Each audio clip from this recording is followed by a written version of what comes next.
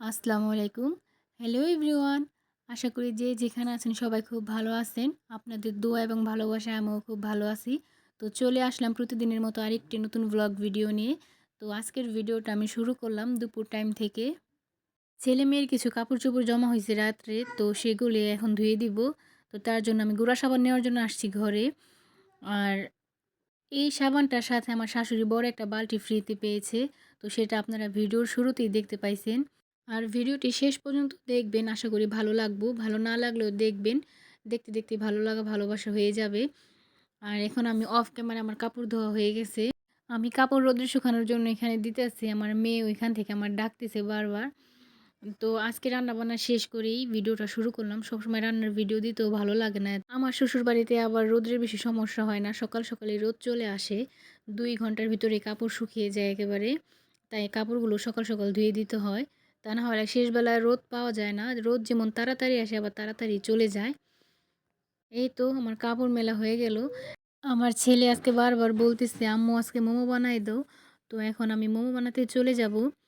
আর মোমো তো সবাই কম বেশি বানাইতে পারে। তারপর আমি একটু ভিডিও ক্লিপ নিয়ে নিলাম। এখানে আমি প্রথমে রুটির ডো যেভাবে বানাই ওইভাবে একটা রুটির ডো বানিয়ে নেব। আমি কিছুটা গরম পানি দিয়ে অনেকেই দেখি ঠান্ডা পানি দিয়ে বানায়। আর এইদিকে আমার ডো বানানো হয়ে গেলে এখন মোমোর ভিতরে যে পুরটা থাকে ওই পুরটা বানিয়ে নিব। তো তার জন্য এখানে আমি পেঁয়াজ, কাঁচামরিচ, ধনেপাতা, গাজর ঘরে আর কি যা ছিল তাই দিছি। আর এখানে আমি মাংস নিয়ে নিছি। মাংস মানুষ আরও দেখি কিমা করে দেয়, তো আমি এইভাবেই নিলাম। এখন আমি এটাকে সয়া সস দিয়ে খুব সুন্দরভাবে মাখিয়ে নিব। সাথে আদা রসুন বাটাও দেবো একটু। এগুলো করতে, করতে কারেন্ট চলে যায়, যে কারণে মাখানোর ভিডিওটা আর রুটি বানানোর ভিডিওটা দেওয়া হয় নাই। তো কারেন্ট যখন আসে তখন আমার অনেক লেট হয়ে গেছিলো। তার জন্য আমি সরাসরি মোমো বানায়ও ফেলছি। আর অন্ধকারে ভিডিও ভালো আসবে না, তার জন্য ভিডিওটা করা হয় নাই। এখন আমি স্টিম করার জন্য বসিয়ে দিব কুকারে। তো এখানে আমি দিয়ে দিলাম, আর এটা আমি আগে তেল ব্রাশ করে রাখছি।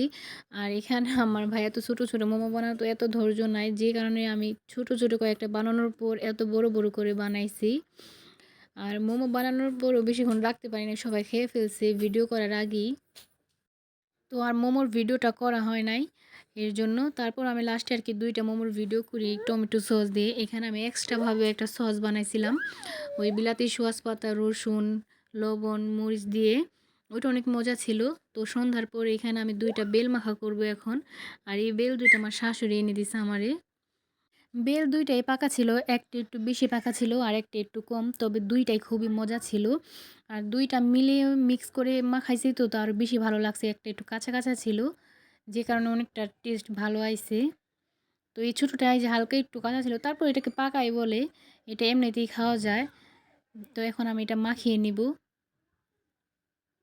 আমার কাছে তো বেল মাখা খাইতে দারুণ লাগে।